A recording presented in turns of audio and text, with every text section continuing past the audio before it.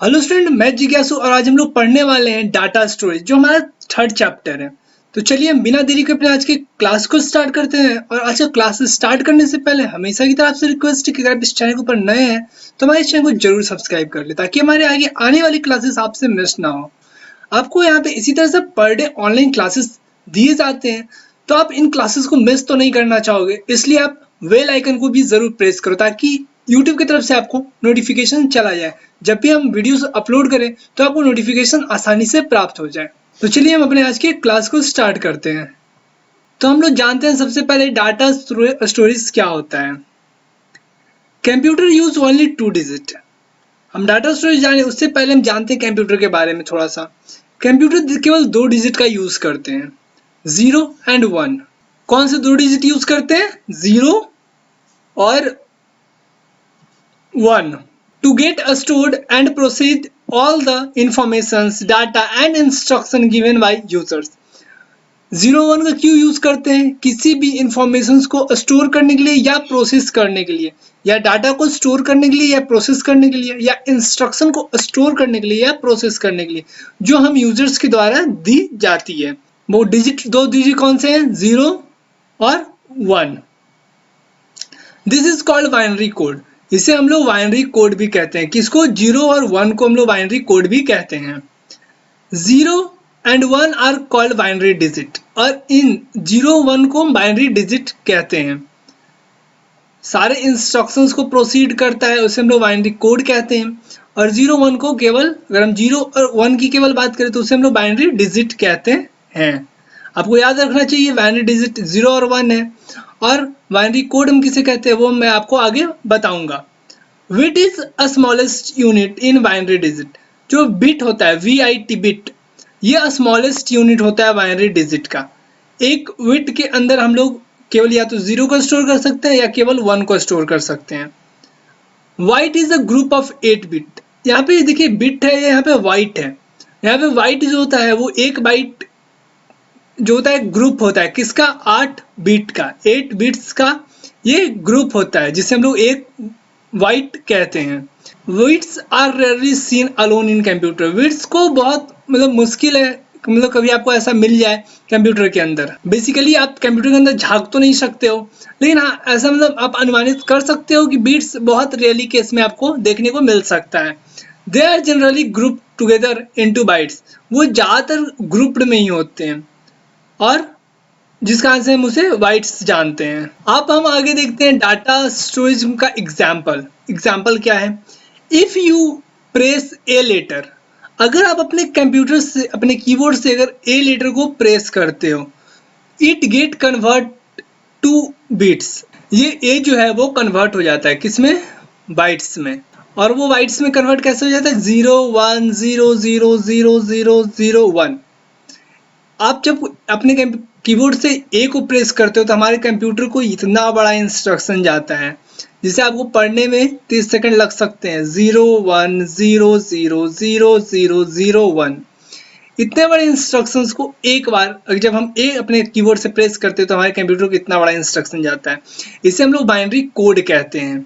इतने बड़े ये जो कलेक्शंस हैं, इसे हम लोग बाइनरी कोड कहते हैं। The digit 0 and 1 are recorded as pulse. या कभी आप हॉस्पिटल गए हो, वहां आपने देखा होगा एक पल्स चलता रहता है पेशेंट्स का, जो रिकॉर्ड आपको शोन करता रहेगा कुछ इस तरह से। जो मरीज होते हैं उनके हार्ट बीट को इस तरह से चेक किया जाता है। तो इसी तरह से यहाँ पे ये 0 और 1 पल्स के तौर पे काम करते हैं। ऑफ इलेक्ट्रिसिटी के पल्स के तौर पे ये काम करते हैं। और इलेक्ट्रिक सर्किट्स, कंप्यूटर के अंदर बहुत सारे सर्किट्स होते हैं, उनके अंदर if a circuit is carrying electric pulse, अगर कोई सर्किट अगर कोई इलेक्ट्रिक पल्स को कैरी करता है, ले जाता है, इसका मतलब वो 1 है। मतलब अगर जब हम कोई ऐसा इंस्ट्रक्शन देते हैं जिसमें 1 है, एग्जाम्पल के तौर पे मैं आपको बतलाता हूँ। यहाँ पे जैसे मैंने यहाँ पे 0 सबसे पहले पास किया, तो यहाँ पे हमारे जो सर्किट है उसमें कोई हलचल नहीं हुई। फिर हमने 1 पास किया तो हमारे कंप्यूटर को एक पल्स वहाँ पे डिनोट किया। फिर कोई पल्स नहीं, फिर कोई पल्स नहीं, फिर कोई पल्स नहीं, और फिर सबसे आखिर में एक और उसे पल्स मिला, तो हमारा कंप्यूटर समझ गया अच्छा मैं ए कहना चाहता हूँ, तो वो अपने स्क्रीन पे एफ तुरंत प्रिंट कर देता है। उसी तरह से is not so, it's zero, जब ऐसा नहीं कोई पल्स नहीं काउंट करता है तो वो जीरो होता है। कंप्यूटर इसी तरह से समझता है कि कोई इलेक्ट्रिसिटी पल्स आते हैं तो उसे वो 1 समझता है, और कोई इलेक्ट्रिसिटी पल्स नहीं आते हैं तो उसे वो 0 समझता है। अब हम डाटा स्टोरेज को जानते हैं कि ये आखिर एक बीट के अंदर कितने बाइट्स होते हैं। तो हमारा जो बीट है वो तो एक सिंगल बाइनरी डिजिट है, ये तो मैंने आपको पहले ही बताया था, ये सिंगल बाइनरी डिजिट होता है। लेकिन ए बाइट, जब हम एक बाइट की बात करते हैं तो उसमें 8 बिट्स होते हैं। 8 बिट्स इक्वल टू 1 बाइट और 1 बाइट इक्वल टू 8 बिट्स। आपको ये सब याद, ये चार्ट को आपको याद रखने की जरूरत है। अ किलो बाइट केबी, तो उसके अंदर कितना 1024 बाइट्स होते हैं। एक केबी के अंदर कितने 1024 बाइट्स होते हैं, 1024 बाइट्स होते हैं। मेगाबाइट, अगर हम 1 मेगाबाइट की बात करें तो उसमें 1024 किलो बाइट्स होते हैं। गीगाबाइट की अगर हम बात करें, जीबी की अगर हम बात करें तो हमारे पास एक जीबी में 1024 मेगाबाइट एमबी, मेगाबाइट एमबी होते हैं।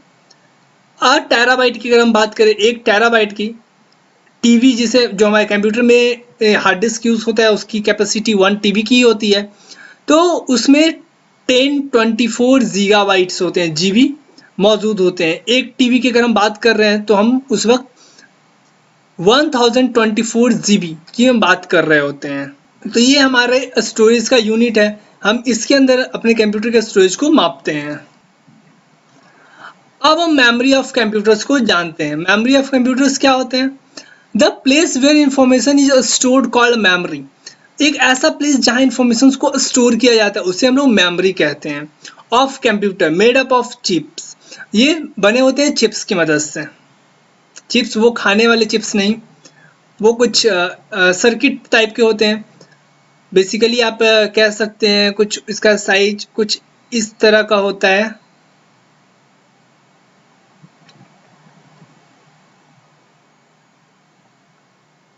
और इसमें सारे इंफॉर्मेशंस को स्टोर किया जाता है। ये सिलिकॉन्स होते हैं जिसके कारण से ये कंडक्ट करता है, हमारे मोबाइल को सारे इंफॉर्मेशन सेंड करता है, रिसीव करता है।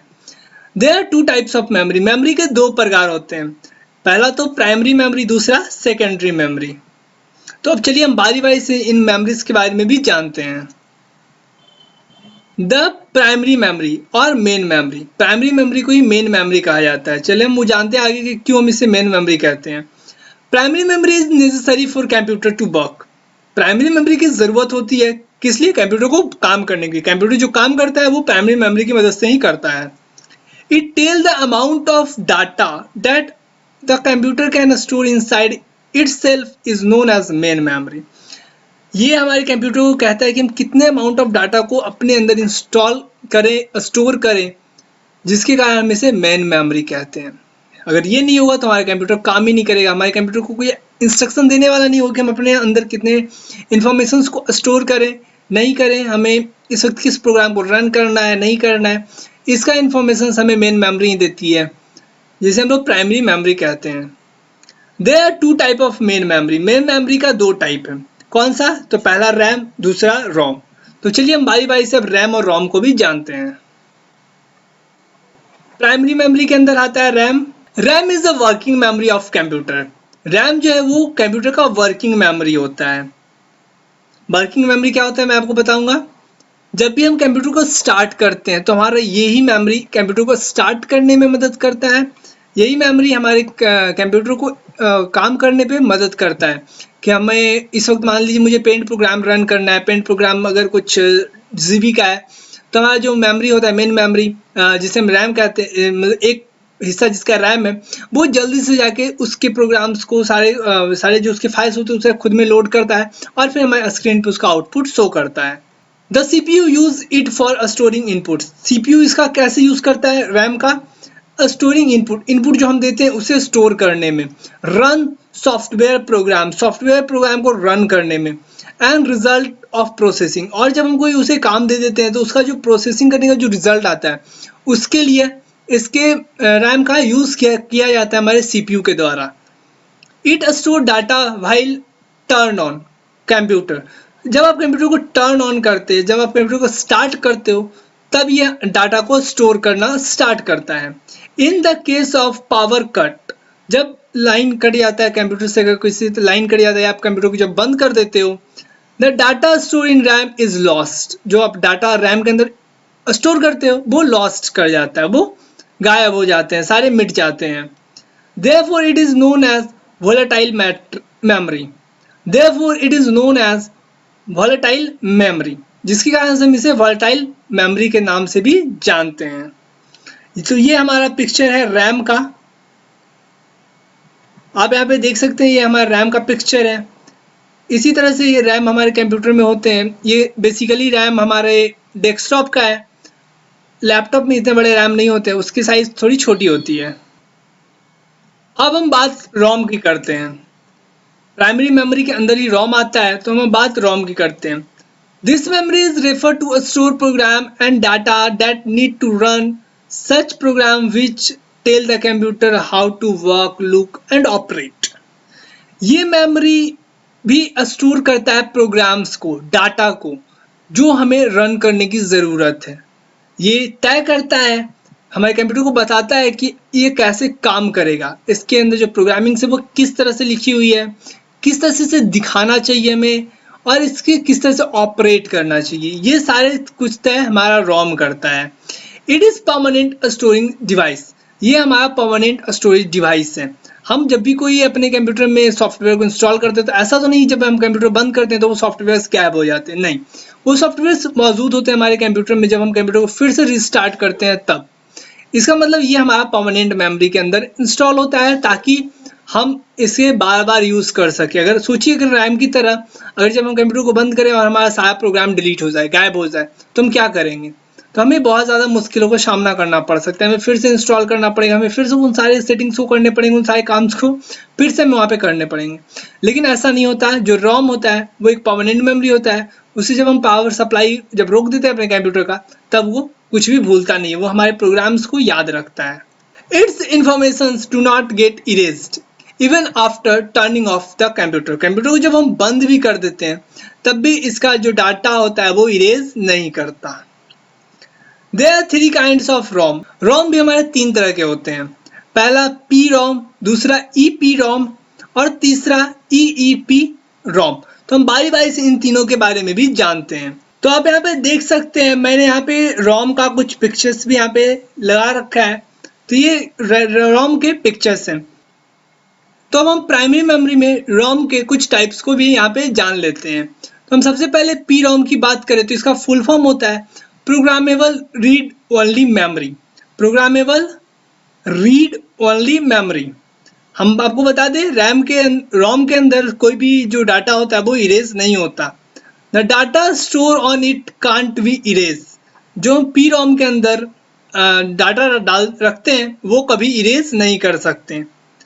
जबकि ईपी रोम की अगर हम बात करें तो इसका फुल फॉर्म होता है erasable programmable read only memory. Erasable, programmable, read only memory. The data stored on it can be erased. इसके अंदर जो हम डाटा रखते हैं उसे हम इरेज कर सकते हैं। Why?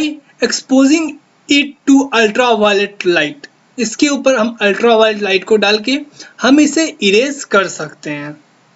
EEPROM, अगर हम बात तीसरे की करें तो हमारा EEPROM है electrically erasable programmable read only memory. Electrically erasable programmable read only memory. The data store on it can be erase. हम इसके अंदर भी रखे हुए डाटा को इरेज कर सकते हैं using electrical signals. Electrical signals का हम यूज करके इसके अंदर रखे हुए डाटा को भी हम इरेज कर सकते हैं। तो अब हम बात करते हैं सेकेंडरी मेमोरी की। हम लोगों ने प्राइमरी मेमोरी की बात कर ली, प्राइमरी मेमोरी के टाइप्स की बात कर ली, हमने रोम के टाइप्स की बात कर ली। अब हम लोग सेकेंडरी मेमोरी के बारे में बात करते हैं। इंफॉर्मेशन और data can also saved outside the computer. हम कंप्यूटर के बाहर भी डाटा को और इंफॉर्मेशन को सेव कर सकते हैं। यहाँ पे आप ध्यान दीजिए, आउटसाइड कंप्यूटर के बाहर। इन अ सेकेंडरी स्टोरेज, डिवाइस, किसके अंदर? सेकेंडरी स्टोरेज डिवाइस के अंदर। This is called secondary memory, जिसे हम लोग सेकेंडरी मेमोरी भी कहते हैं और एक्सटर्नल डिवाइस भी कहते हैं, जिसे हम लोग एक्सटर्नल डिवाइस भी कहते हैं और सेकेंडरी मेमोरी भी कहते हैं। हम इन डिवाइस में क्या करते हैं? अपने इंफॉर्मेशन को स्टोर करते हैं, अपने डाटा को स्टोर करते हैं, और ये कंप्यूटर के आउटसाइड भी ये वर्क कर सकता है, हम इसके अंदर स्टोर कर सकते हैं। It also use to keep the data store for long period of time. अगर हम किसी डाटा को लंबे समय तक अपने पास सेफ रखना चाहते हैं तो हम इन तरह के डिवाइस का यूज करते हैं। Whenever be required we refer to it. यहाँ पे हु डब्ल्यू ओ हो गया, जबकि यहाँ पे बी होगा। यहाँ पे वी रेफर टू इट, जब भी हमें जरूरत पड़ती है उन डाटा की तो हम उसके लिए उस डिवाइस का यूज करते हैं ताकि हम उन डाटा को वापस रिट्रीव कर सकें। एग्जाम्पल, हमारा एग्जाम्पल क्या है सेकेंडरी मेमोरी का? तो पहला है फ्लॉपी डिस्क, जो कि मैंने देखा नहीं है। सीडी, जो मैंने बचपन में यूज़ किया है, आप सीडी को यहाँ पे देख सकते हो। डीवीडी, ये भी कुछ सीडी के जैसा ही होता है। पेन ड्राइव, जो मैं अभी करंटली यूज़ करता हूँ, पेन ड्राइव है। एक्सटर्नल हार्ड डिस्क, एक एक्सटर्नल हार्ड डिस्क, अब नया मार्केट में एक्सटर्नल हार्ड डिस्क आ चुका है, जबकि ये इंटरनल हार्ड डिस्क है। ये कंप्यूटर के अंदर इंस्टॉल कर दिया जाता है, वहीं से इसे यूज किया जाता है। एक एक्सटर्नल हार्ड डिस्क अब आने लगा है, कंपनीज अब एक्सटर्नल हार्ड डिस्क को बनाने लगी है। तो मैं आशा करता हूँ आज का क्लास आपको बहुत ज़्यादा इंटरेस्टिंग लगा होगा। जो भी मैंने आज आपको पढ़ाया वो आपको समझ में आ गया होगा। Thanks for watching. आप हमारे इस चैनल को जरूर सब्सक्राइब कर ले ताकि हमारे आगे आने वाले क्लासेस की नोटिफिकेशन आपको मिल सके। तो मैं मिलता हूँ आपसे अगले क्लास में, तब तक के लिए have a nice day. Thank you.